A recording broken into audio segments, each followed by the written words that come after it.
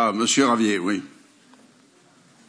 Merci, Monsieur le maire. Si je m'associe bien volontiers aux propos de Madame Posementier en matière de remerciements envers les services qui ont beaucoup travaillé, c'est vrai, beaucoup travaillé malheureusement, mais je dirais un petit peu dans leur coin, puisque j'apporterai un bémol sur cette fameuse concertation qui, en réalité, n'a pas eu lieu.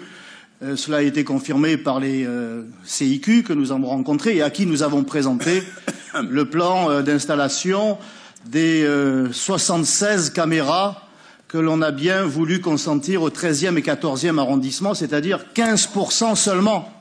15% seulement pour le secteur le plus vaste, pour le secteur 15% seulement pour le secteur le plus vaste de Marseille, le plus peuplé et celui qui quand même eh bien, rencontre pas mal de difficultés en matière de sécurité. Donc l'équité n'est pas au rendez-vous, la concertation entre services peut-être, mais pas avec la mairie de secteur, ni même avec les CIQ qui ont été fort déçus de ne pas avoir été entendus, ou si peu. Alors, encore une fois, les caméras, oui, mais pas seulement.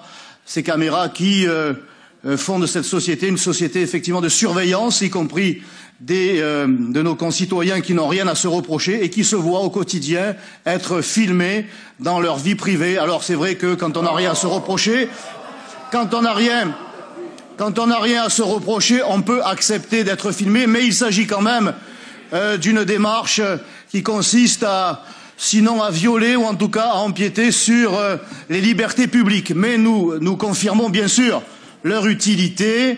Nous avons constaté, un dernier point, que dans ce travail qui a été fait sans concertation, eh bien, l'on a pu observer que des établissements scolaires des 13e et 14e arrondissements avaient été oubliés par vos services. Encore une fois, s'il y avait eu une véritable concertation avec la mairie de secteur, ces oublis auraient pu être évités. Alors, les caméras, d'accord, mais la présence de policiers, d'abord, avec les moyens matériels et une justice, bien sûr, une justice qui condamne, car vous avez évoqué, ici a été évoqué l'épisode ô combien douloureux de ce double assassinat sur l'esplanade Saint-Charles par cette crapule, cet immonde terroriste islamiste.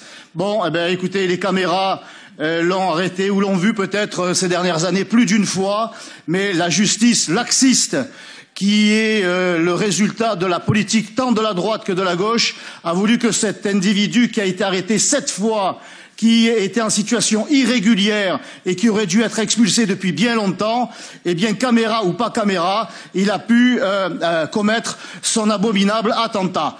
Alors oui aux caméras, mais pas seulement. Très bien.